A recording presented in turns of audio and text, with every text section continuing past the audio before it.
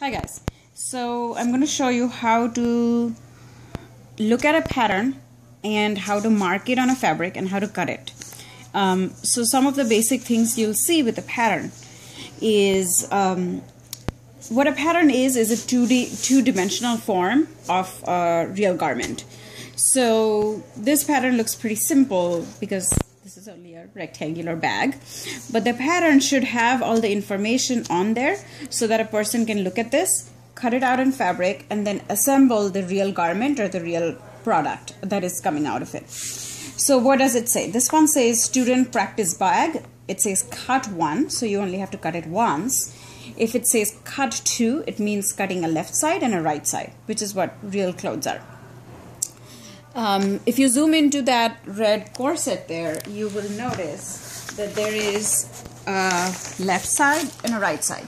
So this pattern would have been cut, the pattern for this, for example, would have said cut 2, which means one left, one right. In our case, the bag is just cut 1. So one of the important things to know is fabric. So fabric over here usually has two parallel edges, bound edges, which are called the selvage edges. So you can see how the bound edge of the fabric is over here. It has a little bit of a, it's always bound. It's not a raw edge. It's not going to unravel like this edge will unravel. Okay. So that parallel edge of the fabric is called the selvage edge. It's also called, anything in that direction is called the straight grain of the fabric. Anything in this cross direction is called the cross grain of the fabric or the weft of the fabric. This is called the warp, W-A-R-P, warp, and this is called a weft, W-E-F-T, weft. And then anything in sort of weird angles, 45-degree or otherwise, would be bias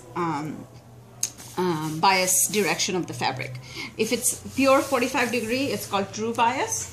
And the reason you need to identify the direction in the fabric is because when the fabric is on the straight grain, it is the tightest, okay, and the strongest, and it stretches the least. When the fabric is on the cross grain, it stretches a little more, okay, and when the fabric is on the bias grain, it stretches a lot more, okay. So unless a pattern specifically says, usually it always is cut on the straight grain of the fabric. So over here it says grain line. So what you want to do is place a pin at the beginning of the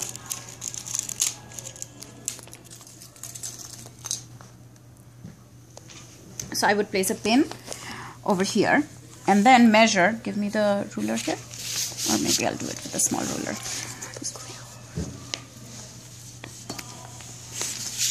So this is 3 inches from the edge of the selvage, from this black line, right? So if I have placed my pattern this way, obviously this is not parallel. So I want to make sure my pattern is placed parallel to the selvage edge, okay?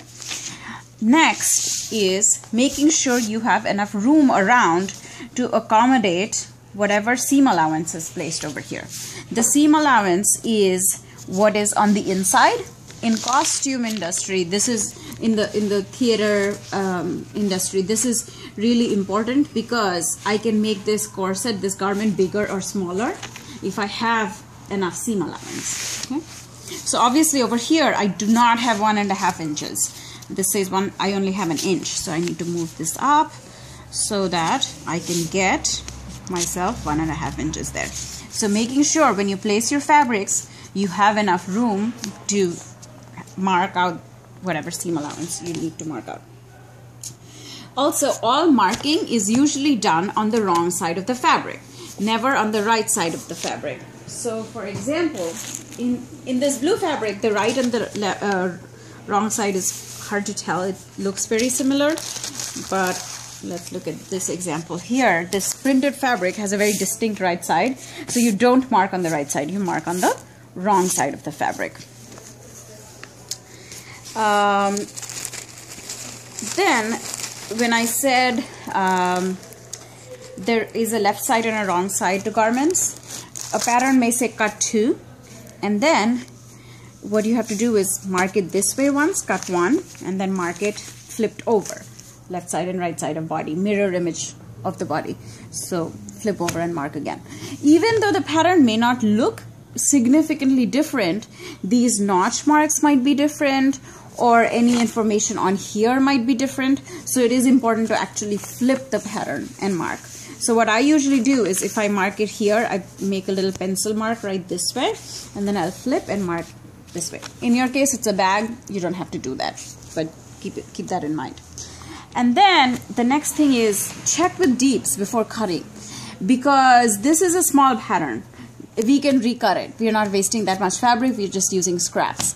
But if you were working on something really big and you mark something incorrectly, it's really hard to unmark. You may only have limited fabric. The fabric may be $50 a yard, and that might mean $150 more to buy 3 more yards. So it's important to check with me or Caitlin or Louis, whoever the staff member is, before you cut.